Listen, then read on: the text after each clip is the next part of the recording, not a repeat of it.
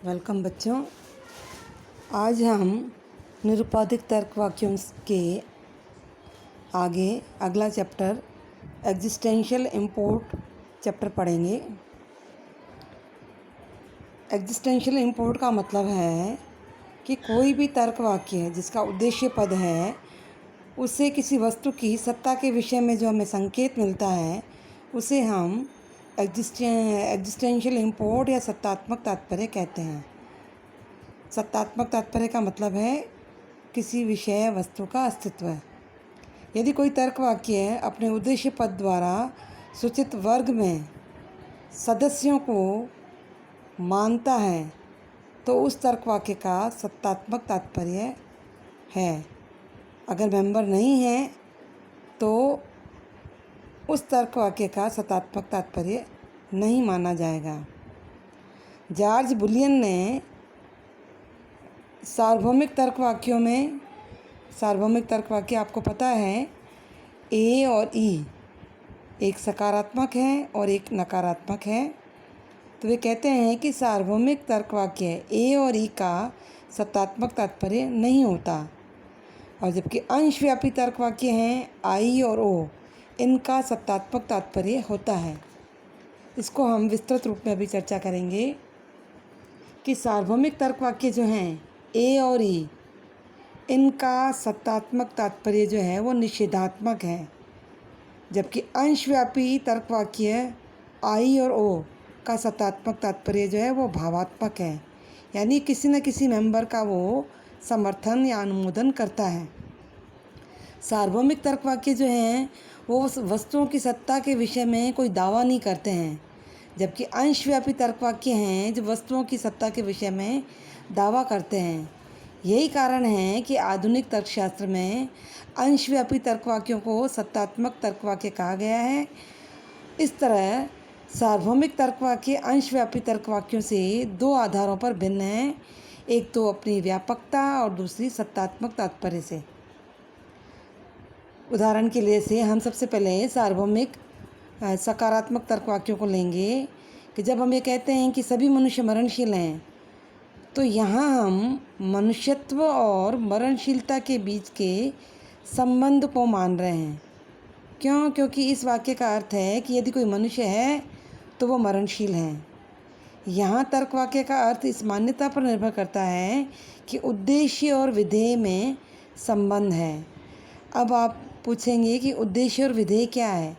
जैसे एग्जाम्पल था कि सभी मनुष्य मरणशील हैं, तो यहाँ जो मनुष्य है वो सब्जेक्ट टर्म है, यानी उद्देश्य पद है, और जो मरणशील शब्द है ये विधेय पद है। ठीक है। अब ये दोनों जो हैं उद्देश्य और विधेय ये दोनों अविभाज्य संबंध को दर्शाते हैं। किसके अविभाज्य संबंध को? सार्वभौमिक सकारात्मक तर्क वाक्यों के। अब यहाँ जो है वस्तु की कल्पना हम कर सकते हैं, उसकी सत्ता को सच नहीं मान सकते हैं। जैसे कि 20वीं सदी के सभी फ्रांसीसी राजा गंजे हैं। अब ये एक तर्क वाक्य है जो अर्थपूर्ण है, जबकि 20वीं सदी में किसी भी फ्रांसीसी राजा का अस्तित्व है ही नहीं। इसलिए यह तर्क वाक्य केवल बताता है कि अगर 20वीं सदी में कोई फ्रांसीसी राजा है तो वह गंजा है। ठीक है। दूसरा है सार्वभौमिक नकारात्मक, जिसका मानक आकार है ई। सार्वभौमिक नकारात्मक तर्क वाक्य में भी वस्तु की सत्ता केवल परिकल्पित होती है, यथार्थ नहीं होती। जैसे कोई मनुष्य अमर नहीं है, यह तर्क वाक्य केवल यह बताता है कि यदि कोई मनुष्य है तो उसमें अमरता का गुण नहीं है। इस तर्क वाक्य का हम विश्लेषण इस तरह से कर सकते हैं कि एक्स जो भी हो, यदि एक्स एक मनुष्य है तो वह अमर नहीं है। कहने का तात्पर्य यह है कि ए और ई तर्क वाक्य केवल यह बताते हैं कि उद्देश्य और विधेय पद के बीच में अविभाज्य, इनसेपरेबल और आंतरिक, इंटरनल संबंध है, यानी उद्देश्य पद द्वारा इंगित वस्तु की सत्ता होने या न होने से ए और ई तर्क वाक्यों की अर्थपूर्णता पर कोई असर नहीं होता।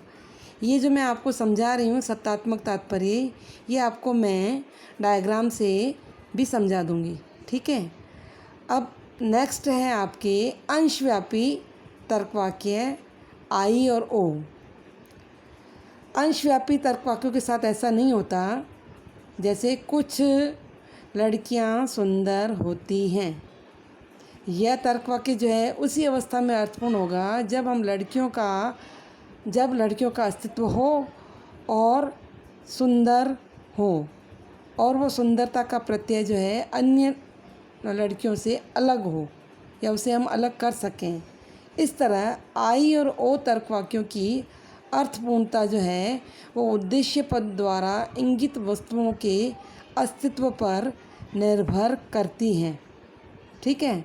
कुछ लड़कियां सुंदर हैं का विश्लेषण इस प्रकार है कि कम से कम एक लड़की ऐसी है जो सुंदर है।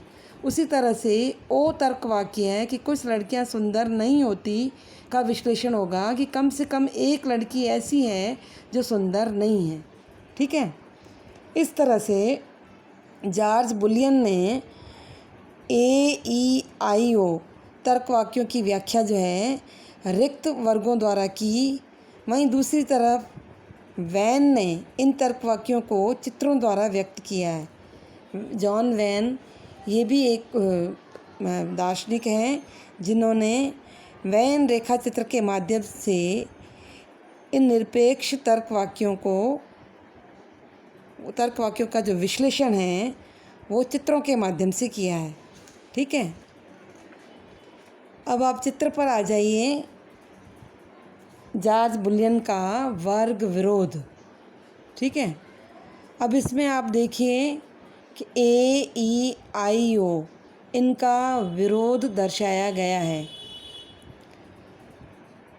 जैसे ए तर्कवाक्य है आपका कि सभी मनुष्य मरणशील हैं, इसका उन्होंने एक सूत्र बताया है SP⁻=0,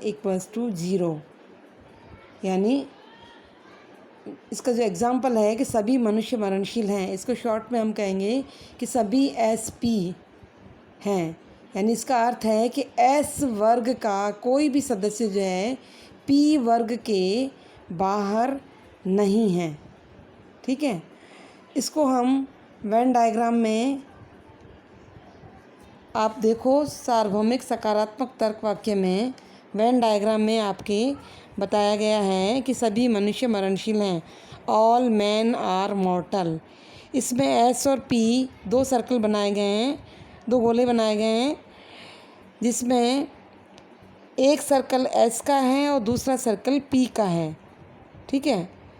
तो इसमें जो कहा जा रहा है कि सभी मनुष्य मरणशील हैं, तो S की जो क्लास है उसमें वो S की क्लास मनुष्य जाति की क्लास है, तो इस वर्ग में मनुष्य के अलावा और भी लोग हैं, ठीक है। तो मनुष्य को छोड़ कर के बाकी जो लोग हैं या बाकी जो उस क्लास में हैं उन सबको हमने छायांकित किया है। शेष वर्ग जो है वो ये शो कर रहा है कि सभी मनुष्य जो हैं वो मरणशील हैं, ठीक है। इसे मैं दोबारा आपको ब्लैक बोर्ड के माध्यम से समझा दूंगी। अब ये जो है दो सर्कल दिए हुए हैं, इस उदाहरण में हमने देखा कि उद्देश्य पद कौन सा है? मनुष्य, यानी सभी व्यक्तियों के वर्ग को सूचित कर रहा है, और जो विधेय पद है वो सभी मरणशील व्यक्तियों के वर्ग को सूचित कर रहा है। तो उद्देश्य के सभी सदस्य जो हैं विधेय वर्ग के भी सदस्य हैं, इसका ये तात्पर्य है। दूसरा आपका है आई सार्वभौमिक निषेधात्मक तर्कवाक्य। यह दो वर्गों के बारे में कथन कर रहा है। ये कह रहा है कि सब्जेक्ट वर्ग यानी उद्देश्य पद का ऐसा कोई भी सदस्य नहीं है जो विधेय पद का भी सदस्य हो, यानी कोई मनुष्य मरणशील नहीं है। तो इसमें S और P की क्लास को अलग कर दिया है, बीच में जो S और P जो कॉमन है उनको हमने शेड आउट कर दिया है, ठीक है। तीसरा है अंशव्यापी सकारात्मक तर्कवाक्य है। इसमें उद्देश्य पद से सूचित वर्ग का कम से कम एक सदस्य ऐसा है जो विधेय पद का भी सदस्य है। यानी प्रथम वर्ग के कुछ विशेष सदस्य के बारे में बात की जा रही है। तो इसमें भी देखो 2 सर्कल बनाए गए हैं, एस और पी की क्लास शो की गई है। बीच का जो कॉमन है जहाँ एस और पी दोनों पाए गए हैं वहाँ हमने एक्स शो किया है। एक्स का मतलब है कम से कम एक मेंबर ऐसा है जो सत्तात्मक तात्पर्य रखता है, यानी जो पॉजिटिव या सकारात्मक बात कर रहा है कि कुछ लड़कियां जो हैं वो बुद्धिमान होती हैं या सुंदर होती हैं। ठीक है। लास्ट है अंशव्यापी नकारात्मक तर्क वाक्य। इसके अनुसार उद्देश्य पद से सूचित वर्ग का कम से कम एक सदस्य ऐसा है जो विधेय वर्ग से पूरी तरह से अलग है। जैसे some girls are not beautiful, तो इसमें हमने एस की क्लास पर एक्स रख दिया है। तो ये शो कर रहा है कि कुछ लड़कियां जो हैं वो सुंदर नहीं होती। ठीक है, उस एरिया को हमने एक्स से शो कर दिया है। ओके, अब इसे मैं आपको दोबारा वीडियो से भी समझा देती हूँ।